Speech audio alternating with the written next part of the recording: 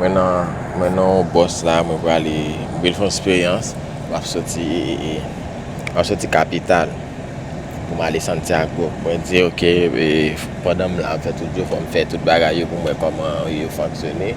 On yam di ok, mwen pren yon boss, mwen pren yon bis pou mwen ka ale Santiago. Mwen gata rentre nan bis la, mwen kapab di, an dan bis la, se pa tan kwa an dan avyon, men se bay normal let.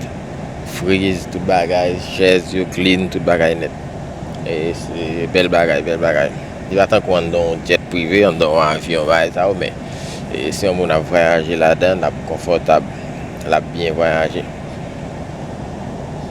An dan bis yo, tout bagay. Sa se an dan boss la. Karibe tout, men se boss sa yo, se bis sa yo. Mwen di ok, mwen pren bis la pou mwen, koman route la piye. Bis la gen pou l derape a 11h30, li preske 30 la, non 5-10 minit, la ple.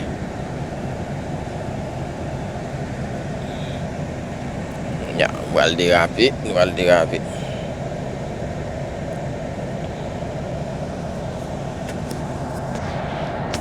Non 5-10 minit. La ple pou nou derape. Kawè man dan boss sa, tout bagay sa. E bagay normal net. Men a se 2 plas, chak range gen 2 plas.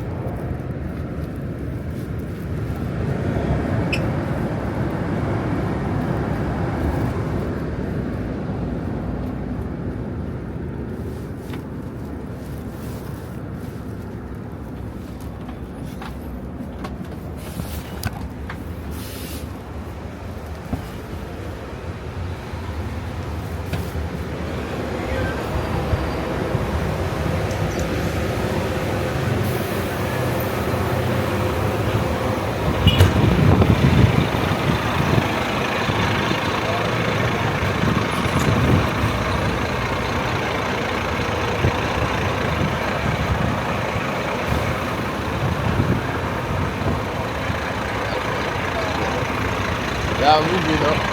Se bagay la.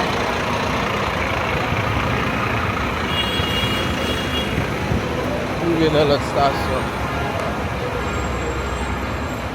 Vam gade kwa smak nou ti internet. On smak el wifi la nou. Yen wifi pou la fe. La fe ou si bagay.